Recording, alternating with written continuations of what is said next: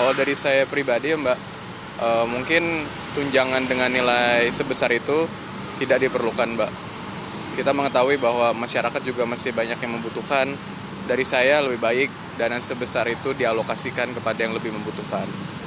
Sebenarnya untuk dilihat itu nggak setuju ya, karena kalau kita lihat dari nominalnya juga 30-60 juta per bulan. Orang yang mau jadi anggota DPR itu mereka bahkan untuk mau nyalek aja mereka butuh uang yang lebih banyak. Jadi udah jelas mereka ini udah terfilter dari orang-orang yang emang mereka mampu untuk punya rumah sendiri.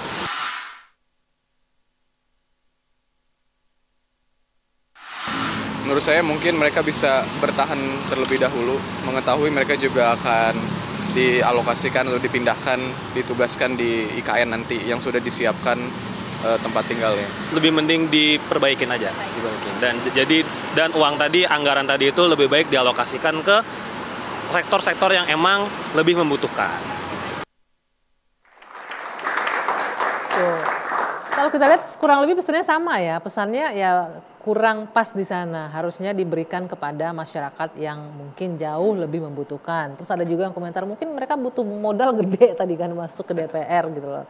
Nah, balik lagi nih, saya mau minta juga pendapat dari bapak-bapak di sini. Tadi disebutkan Sekjen DPR menyebutkan rumah ini tidak bisa direnovasi karena dibangun tahun 1980-an gitu loh. Jadi memang pondasinya yang udah sulit untuk direnovasi katanya. Strukturnya sudah sangat tua sehingga harus dilakukan perombakan ulang. Nah, Prof. Musni gimana nih? Kalau melihatnya memang udah nggak bisa direnovasi nih rumahnya, jadi harus dirombak ulang. Ya udah sementara itu dikasih dulu uang tunjangan rumah. Ya, saya kan sudah pergi ke sana, Pak. Tadi pagi ya, tadi siang? Tadi pagi, siang. Boleh ceritakan nggak Prof. Musni ke sana, kemana, masuk ke dalam? Sana, kemudian saya di blok-blok itu sendiri, termasuk blok yang ditempati Sekjen PKS itu. Kemudian ada pengajian dari PKS itu, katanya dalam 2 bulan sekali mereka melakukan pengajian di situ. Di sana ada aulanya bagus, ada masjidnya bagus, ada lapangannya semua. Jadi kalau yang disampaikan Pak Sekjen itu, kalau kita yang orang dari luar ini mengapa fasilitas yang ada itu tidak dimanfaatkan, bisa menghemat. Apalagi Ketua MPR itu yang baru sudah mengatakan supaya hidup sederhana. Kalau menyewa tempat-tempat itu bukan hidup sederhana. Saya ingin mengingatkan, Mbak, ini alasan saya secara sosiologis mengapa saya menolak apa yang disampaikan Pak Sekjen tadi itu. Pertama, BPS menyebutkan pengangguran di Indonesia sekarang ini 7,2 juta orang. Itu industri tekstil itu pada bubar. Sampai ada disebutkan di media itu 11 juta orang yang PHK. Belum lagi industri manufaktur, 48.000 yang di PHK. Jadi begitu banyak orang susah itu ya. Kemudian kelas menengah. Kelas menengah itu bukannya bertambah dengan utang yang begitu besar yang menggunung ini, tapi justru turun. Kan ada dalam strata sosial itu, ada yang namanya high class, middle class, lower class, lower class.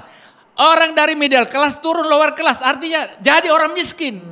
Kemarin saya ketemu dengan seorang pengusaha.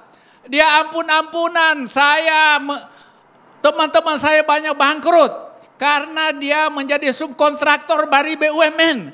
Seharusnya BUMN itu menjadi motor untuk mendorong banyaknya orang yang hidup layak. Tapi justru sebaliknya. Jadi ini barangkali yang membuat kita prihatin. Kemudian kemiskinan, ini disebutkan oleh BPS masih 25 juta. 25 juta, itu dengan batas garis kemiskinan yang sangat rendah. Kalau berpenghasilan 435.547 rupiah per bulan itu dikatakan sudah tidak miskin. Ini 25 juta. Kalau menurut Bank Dunia 3,2 dolar per hari, maka jumlah orang miskin di Indonesia 110 juta orang. Maka ini harus kita pikirkan untuk masa depan Indonesia. Jangan karena kita punya kekuasaan kemudian memperkaya diri kita sendiri, kemudian kita mengabaikan rakyat, mengabaikan mahasiswa. Mahasiswa adalah masa depan. Banyak yang kena pinjol. Kenapa? Tidak bisa bayar kuliah. Banyak yang berhenti dari kuliah karena orang tuanya miskin. Jadi ini barangkali yang ingin sampaikan. Saya mendoakan Prabowo presiden terpilih untuk memperbaiki keadaan Indonesia seperti sekarang ini. Prof Muslim. Sekali lagi. Prof, ini artinya saya juga minta pendapatnya Mas Agus. Ini kan artinya masih tidak banyak lah reaksi dari masyarakat untuk menolak ini ya. Nah, pertanyaan selanjutnya, apakah kita bisa berharap nggak nih Mas Agus bahwa aturan ini paling enggak bisa direview ulang terlebih dahulu, didiskusikan, dipikirkan matang-matang dampaknya dan bagaimana rakyat nanti akan bereaksi dengan aturan ini gitu. Iya, kan ini peraturannya belum keluar. Betul. Ya sudah dilempar begini. Rakyat gundah ini. Ya Jelaskan, sekretariat jelaskan. Jadinya maunya gimana? Pokoknya baik undang-undang sudah dikasih fasilitas, ya baik. Kalau rusak perbaiki. Ya kecuali ada peraturan baru, rumah didemolis apa dihancurkan gitu.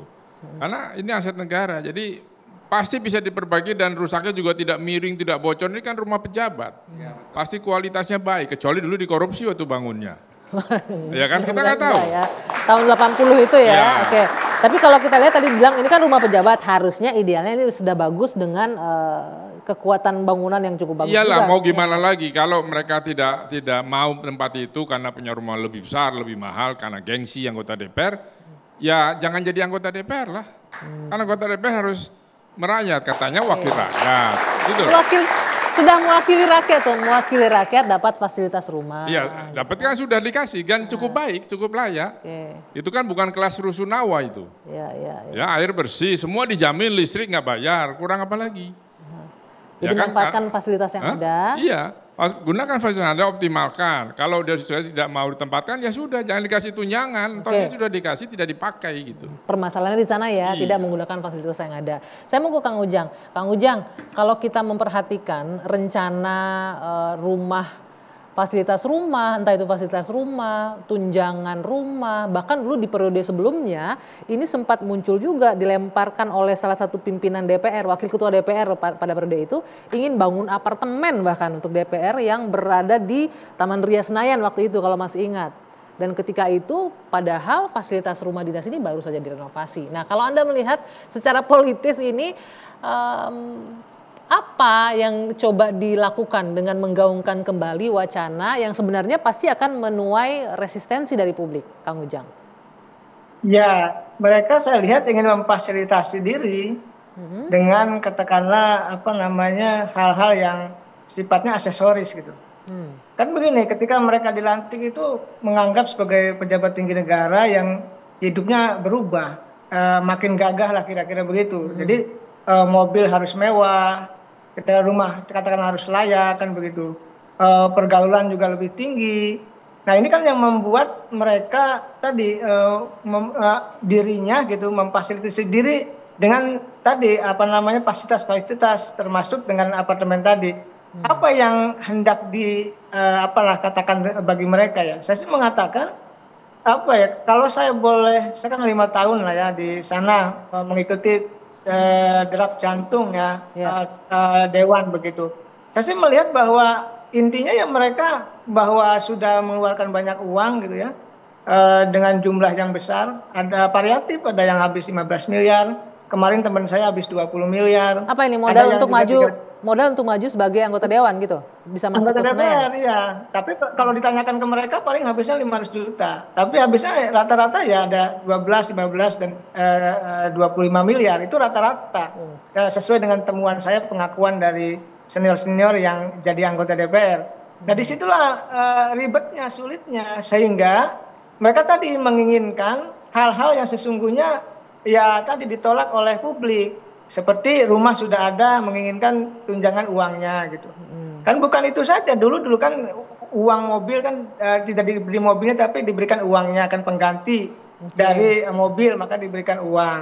Oleh karena itu saya melihat ya sejatinya begini, mereka memang kerja keras, mereka juga berdarah-darah untuk jadi anggota DPR. Tetapi tunjukkan dulu bukti seperti saya katakan di awal tadi bahwa mereka harus bekerja dengan baik. Jangan sampai 3 kewenangan yang dimiliki, misalkan kewenangan legislasi, kewenangan pengawasan, kewenangan budgeting ini dilakukan, mohon maaf, untuk memperkaya diri tadi. Termasuk masa kerja baru berapa hari sudah ingin merubah atau ingin mendapatkan tunjangan perumahan tersebut. Oke. Saya hanya ingin mengatakan tentu tadi sense of crisis-nya harus muncul. Karena begini, saya kaitkan ya dengan persoalan politisi. Derajat tertinggi dari seorang politisi itu negarawan.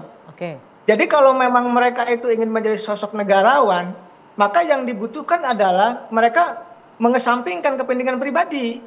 Oke. Mengutamakan kepentingan masyarakat, bangsa dan negara, itu catatan. Baik. Dan baik. jangan lupa juga catatan berikutnya adalah bagaimana mereka ketika bersuara, ketika ucapannya, tindakannya, pikirannya, ide gagasannya itu adalah kepentingan untuk masyarakat, bangsa dan Mewakili negara, masyarakat. bukan untuk Baik, kepentingan Kang Ujang. pribadi. Oke, baik, Saya Kang ingin Ujang. mengatakan seperti itu. Ya, ini kan masih dalam proses perencanaan, masih baru akan dibahas di BURT. Jadi masih bisalah kita berharap ya, mungkin ini akan masih bisa berubah. Apa kemudian yang menjadi poin catatan bagi Bapak-bapak di sini yang bisa mungkin kita sampaikan ke para anggota Dewan yang terhormat yang malam ini mungkin menyaksikan dua sisi. Tapi nanti kita lanjutkan usai jeda sesaat lagi.